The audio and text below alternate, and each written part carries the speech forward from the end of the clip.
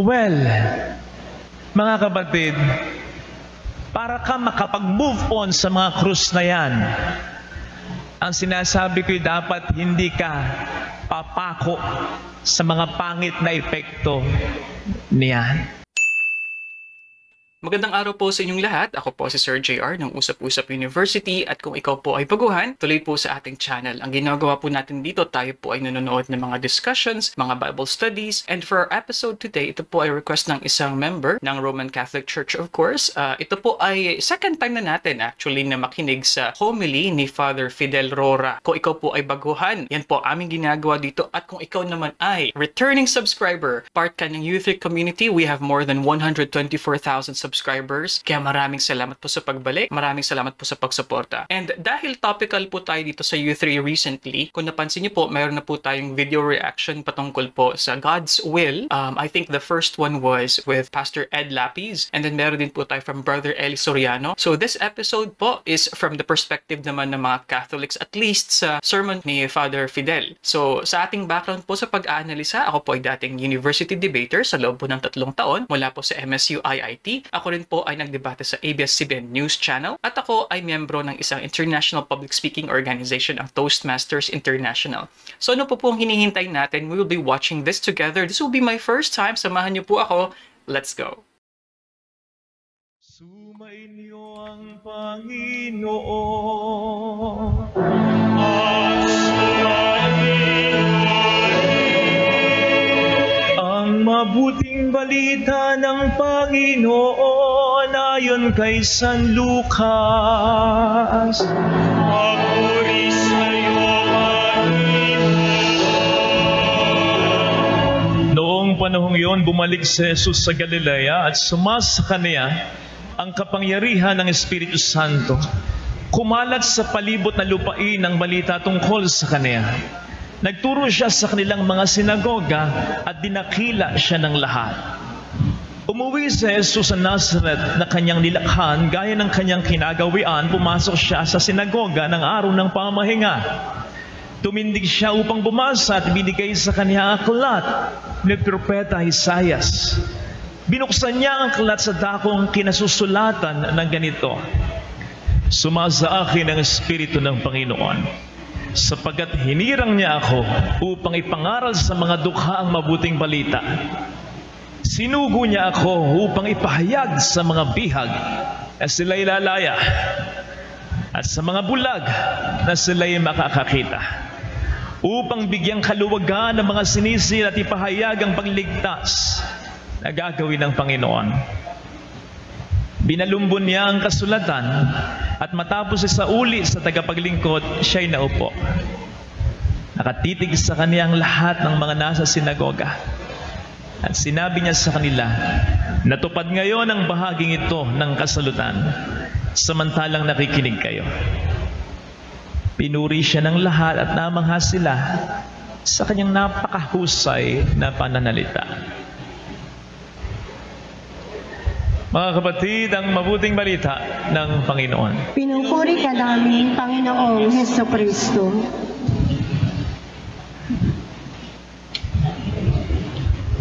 Magandang umaga po sa inyong lahat. Palakpakan natin ang mahal na pong Nazareno.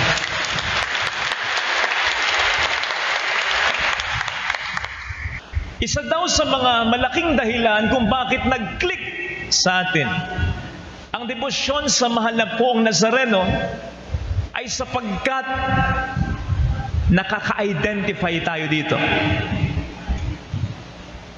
Ito kasi ay imahe ni Kristong naghihirap, nagsasakripisyo. Kaya in a sense, kapag tayo tumitingin sa Kanya, ay parang nakikita rin natin, na-identify natin ang ating sarili sa Kanya. Ang kalagayan ng ating bayan na matagal lang naghihirap sa mga kalamidad, sa kriminalidad, sa korupsyon, sa walang katarungan, etc.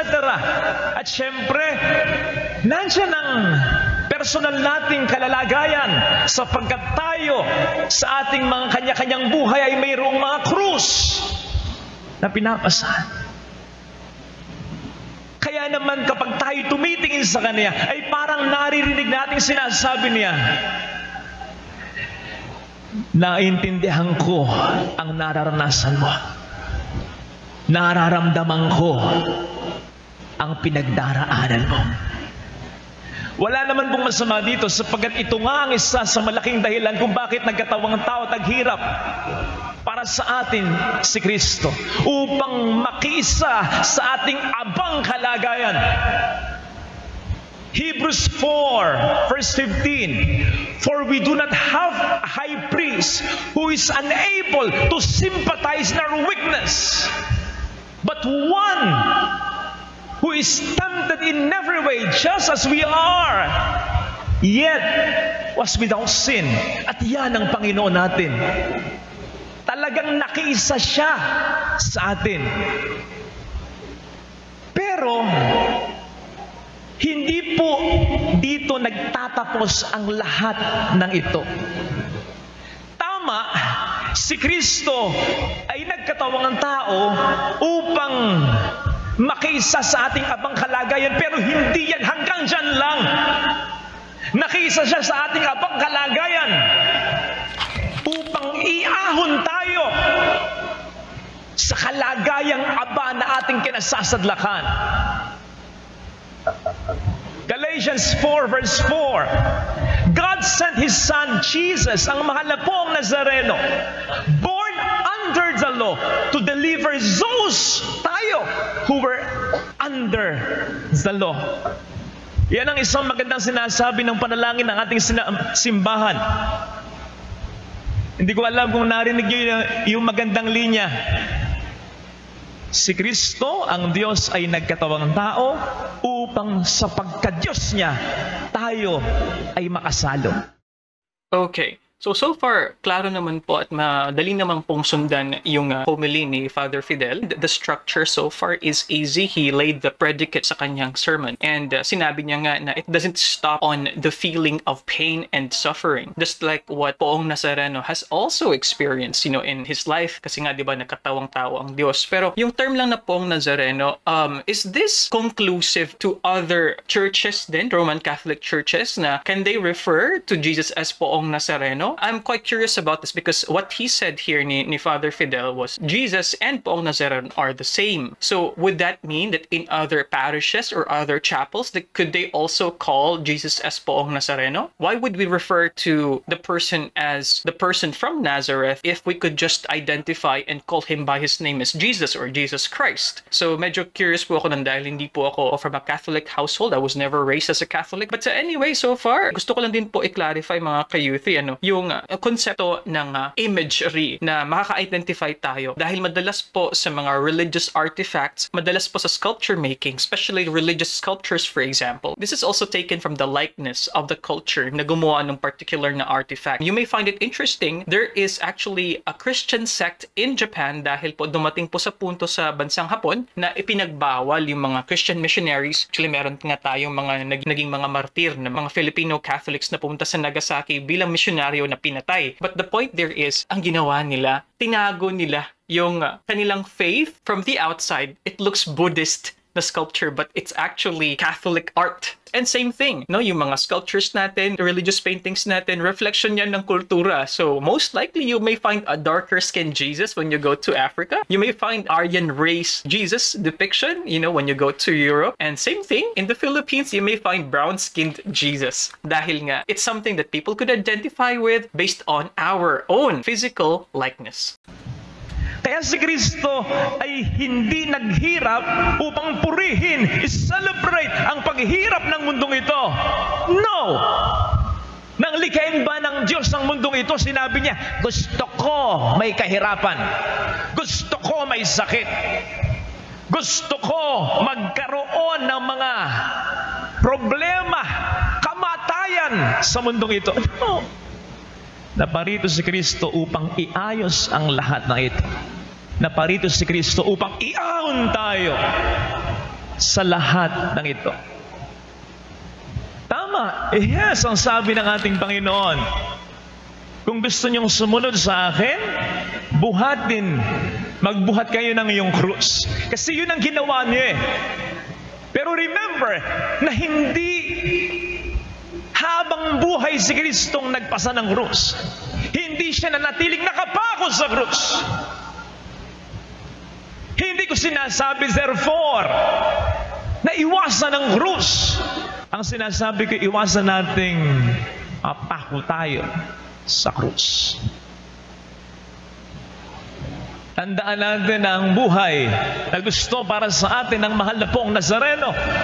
Kaya nga siya nagsakripisyo at namatay sa Kalbaryo ay buhay na ganap at kasaya-saya. And certainly, katulad ng ini-insinuate ng sinabi ng Panginoon sa Lucas 11, versikulo 11, walang matinong ama, kahit pa makasalanan na ang ama, ang amang dito sa lupa, walang matinong magulang o ama ang matitiis na laging naghihirap ang anak niya. Lalo tigit kung wala naman itong dahilan talaga. Ang Diyos pa kaya? Ang Diyos pa kaya? Kaya sige, kung nandyan ang krus na yan, harapin yan, buhatin yan. Pero dapat, tulad ng ginawa ni Kristo, ang pagbubuhat na yan ay dapat humantong sa kabanalan at kaluwalhatian, sapagkat yan ang halimbawa na ginawa niya na dapat nating tularan. 1 Peter 2 verse 1, because Christ suffered for you, and so He left you an example that you should follow. Sinasabi ko ito sapagkat ayaw ko na sa paghihirap, sa sakripisyo ay mahirati tayo, ang masanay tayo.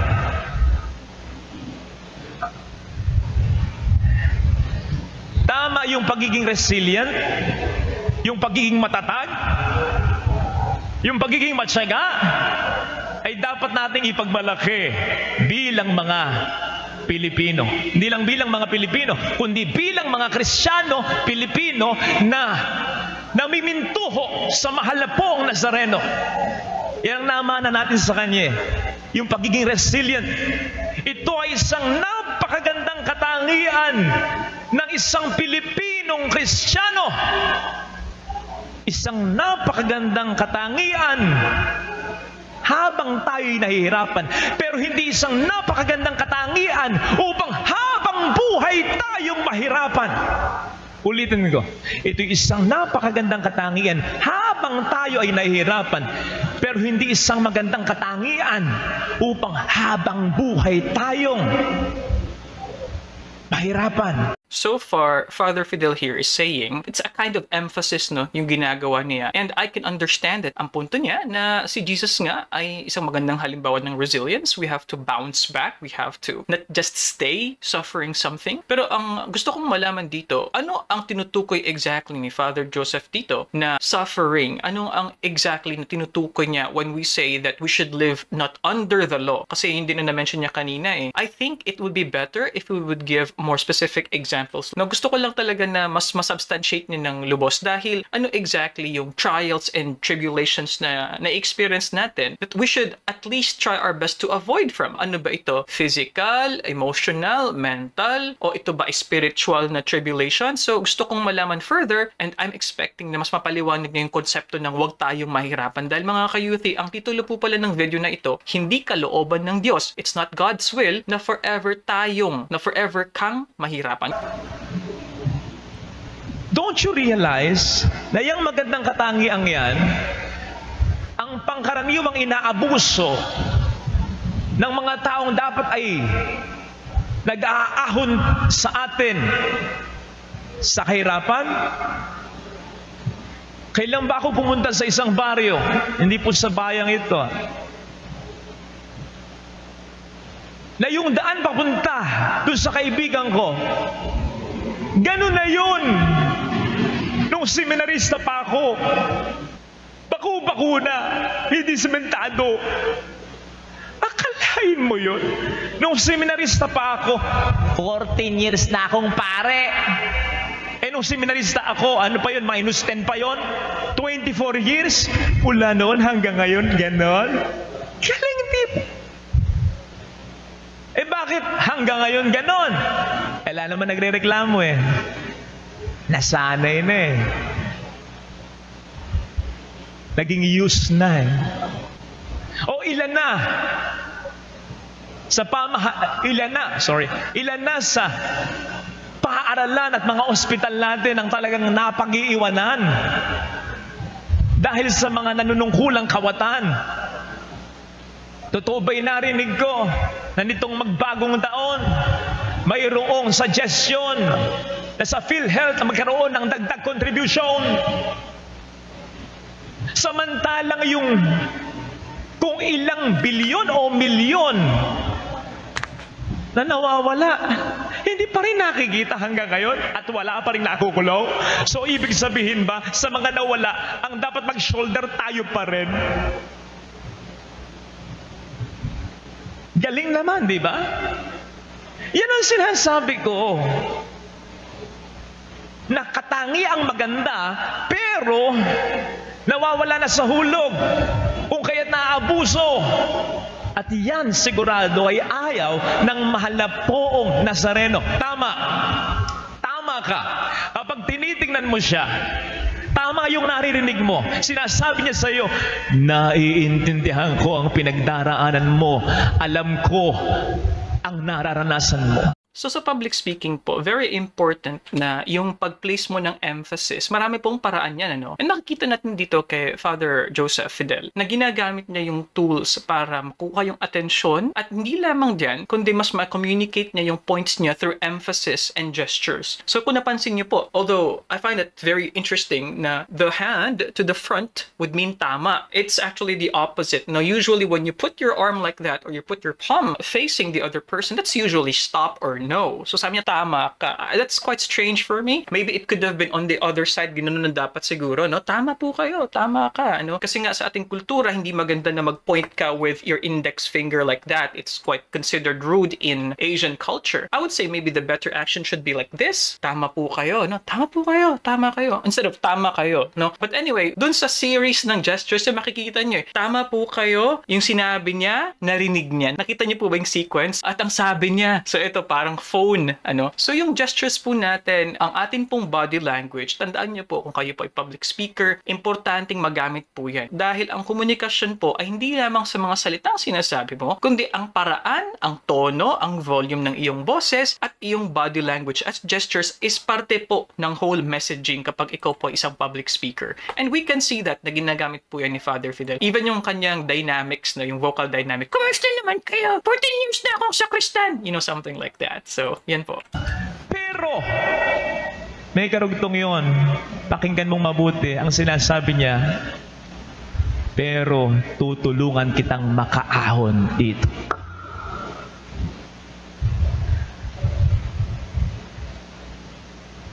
Indeed, mga kapatid, ang sabi ng Panginoon, sumunod tayo sa Kanya, magpasan tayo ng krus. Pero I'm sorry, I don't believe that we are meant to carry one cross all the days of our lives. I mean, kung ano yung krus ko ngayon, ito rin yung krus ko sa nakaraang 10 taon, at ito rin ang magiging krus ko sa mga habang panahon. Hindi ko naiisip na ganon. Indeed, habang tayo nabubuhay sa mundong ito, at lalong-lalo na habang tayo sumusunod kay Kristo, hindi mawawala ang krus.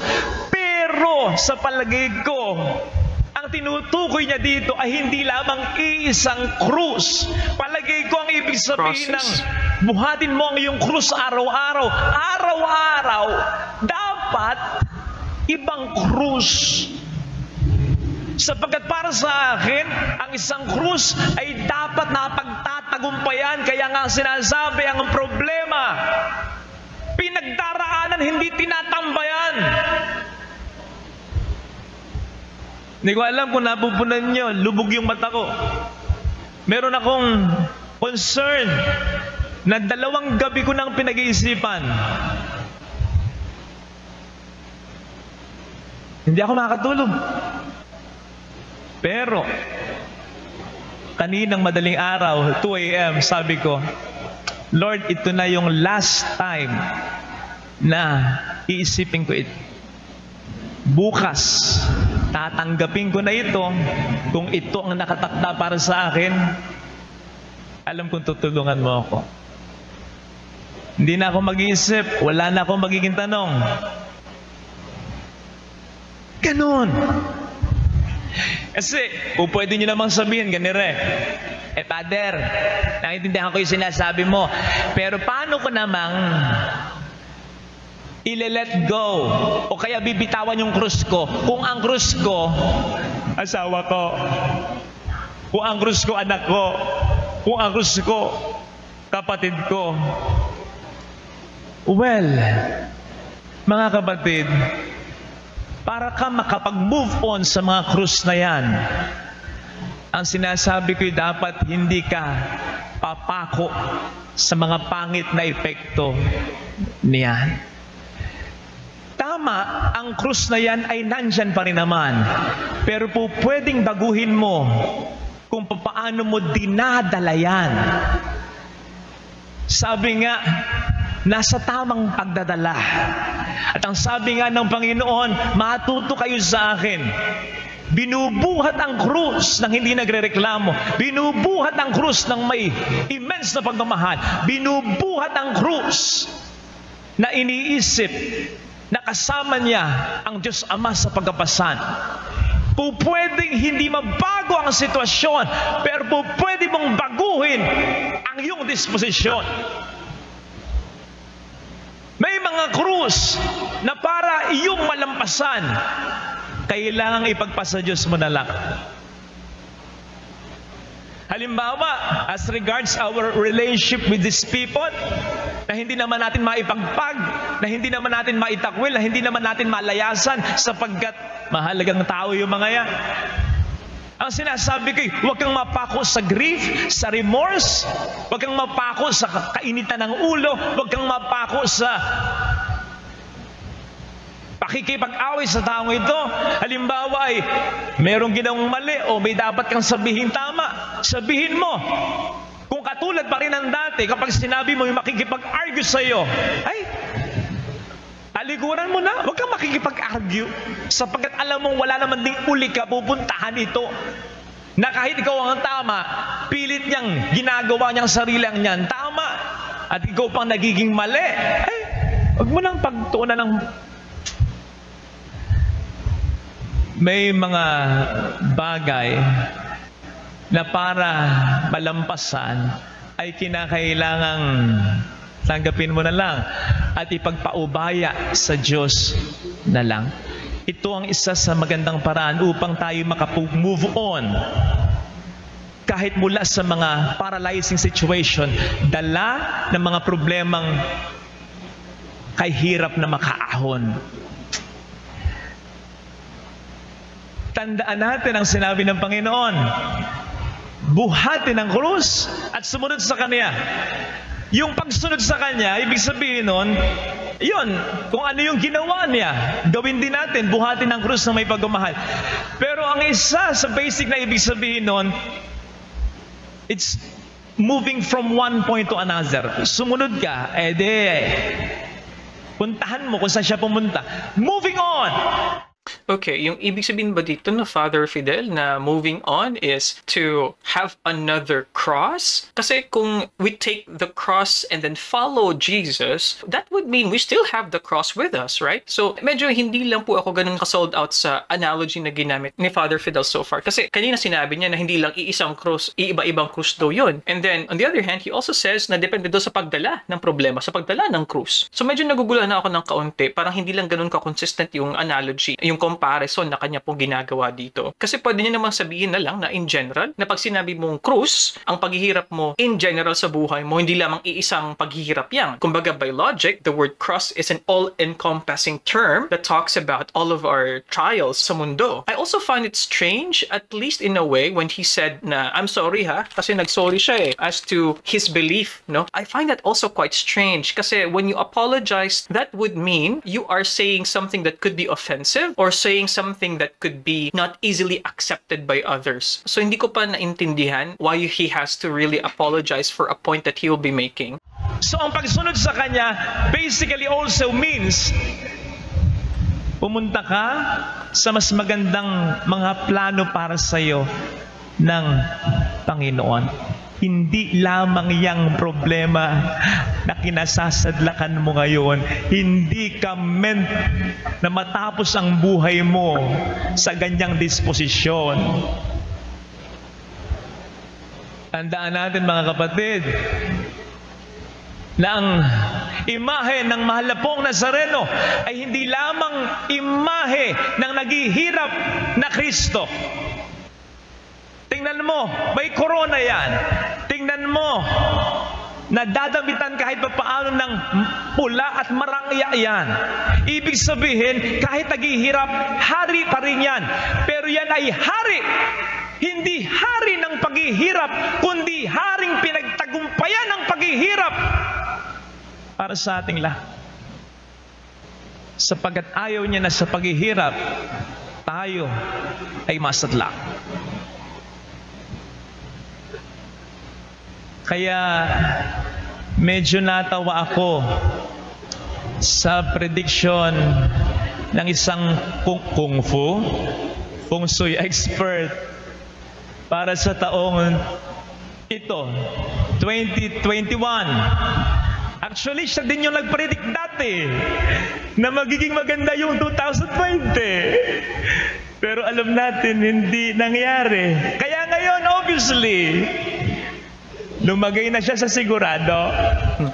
Ang sabi niya ay ganire. Okay, I think we know what Father Fidel is talking about here. So, noong 2020, and I think you also remember this particular name, si Master Hans Chua. Ayan, yan daw yung feng shui expert. Although, when we pronounce it, by the way, in English, it is feng shui expert, quote-unquote expert. Kasi sabi niya, 2020, may mga bilog, di ba po? So, in the typical Chinese belief, yung mga zero, yung mga bilog, no? Yung mga round shape ay swerte. Kasi sabi niya, swerte daw ang 2020, and which was actually the year of the pandemic. Kaya maraming nag-criticize sa kanya kasi nga palpak yung kanya mga sinabi. And I don't honestly believe in these kinds of predictions unless ang tao nagsasabi ay futurist. Actually, I have one favorite book. It's Microtrends. Dahil sa aking opinion, ang mga tao mas nakakasabi ko anong pwedeng mangyari sa future ay yung mga tao na mayroong specific na field of study na kung saan decades and decades they spent on researching something, and then because of their effort in knowing about this, they will have an idea, at least yung kanyang guess is more realistic and has a higher probability of happening dahil nga sa kanilang expertise, mga ka-U3.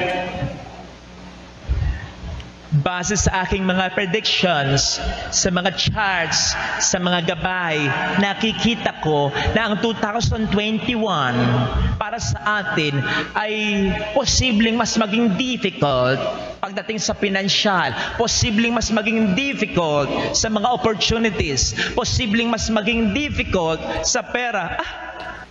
Akalain mo, naisip niya yun. Ang galing. Kaya lang kulang sayang, kulang. Kasi kung ako tatanungin mo, feng shui expert, ganun din ang sasabihin ko So nakikita ko, base sa mga nangyayari, posibleng mas maging difficult ang taong ito pagdating sa pinansyal, pagdating sa oportunidad, pagdating sa pera. Pero hindi tayo mananatili dito sapagkat nandiyan ang mahal na poong Nazareno. Kaya uwag ang mga pusa, ang mga Buddha, ang mga koy, anumang mga gintong bagay na yan ang panghawakan mo. Sapagkat hindi ko alam kung ano sinasabi ng mga ito. Walang sigurado. Ang sigurado ay ang sinasabi sa atin ngayon ng Panginoon sa Ebanghelyo. Naparito ako upang bigyan kayo ng kaluwagan at ipahayag sa inyo ang kaligtasan. Palakpakan natin ang mahal na pong Nazareno.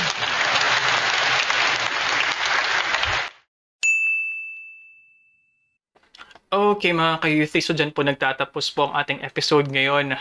Very interesting, but I think it is quite lacking dahil mas gusto ko po sana na naka-bullet point sana na madaling i-follow yung structure. And hindi ko nakita yun dito sa speech, or at least sa homily, ni Father Fidel. Sa speech po kasi, importante po yung konsepto po natin ng signposting. Yung signposting po, ang pagsasabi ng mga main points mo by emphasizing it through a number. For example, number 1 point na hindi kalooban ng Diyos o mga rason kung bakit hindi kalooban ng Diyos na forever tayong mahirapan. Number 1. O ito, second point, 3. So all these points, kinakailangan mo ng pagpapaliwanag, substantiations on each of these arguments, quote-unquote, or each main point. So hindi ko po yung nakita dito, kaya para sa akin medyo kulang, no? Parang it was more of a general statement lang that we have to follow Jesus, we have to follow Poong Nazareno, and so we should not stay in the current situation na nagsasuffer tayo, nahihirapan. We are meant to do more than this. So what should we do? Anong dapat nating gawin para masunod natin yung kalooban nga ng Diyos na hindi tayo mahirapan if that is the promise to us? Meron bang posibilidad na ma-reduce ito? Or meron din bang possibility on the opposite na mas dadami ang trials mo kapag hindi mo sinunod ang Diyos? Something like that. Ano yung konsepto ng pagsunod sa Diyos? Ano ang dapat nating gawin? And also, I find it interesting na meron siyang political issue yung about sa PhilHealth na ninakaw. I find that quite rare sa mga preachings na nagsasali sila ng political issue. Whether it's good or not, I'm not too sure about that kasi depende po yan sa intention mo. Pwede naman pong mag-mention ng political issue, pero tandaan po natin na if we combine two controversial things together, it will get more complicated. Kasi po, ang discussion po ng relihiyon ay controversial na nga, dagdagan pa natin ng politika na very, very divisive. But it depends. Like what I said, kung you're trying to come up with political examples to highlight a particular biblical truth, I don't think that that's a problem really. So kayo po mga ka-youthie, anong masasabi nyo sa homily na ito? Ito po yung pangalawang beses po natin na panonood, dahil before, meron na din po tayong episode giving a reaction to Father Rora's homily din, We encourage discussions po sa comment section. And if you like these kinds of episodes, or kung hindi man, you can check out this video here. You can also watch this playlist here. Kung ikaw ay baguhan, you can click subscribe para ma-notify ka dahil kapag na-click nyo po yan, you can get notifications in real time kapag meron po kaming bagong upload. And I'll see you guys next time. Thank you so much. Peace. Bye-bye.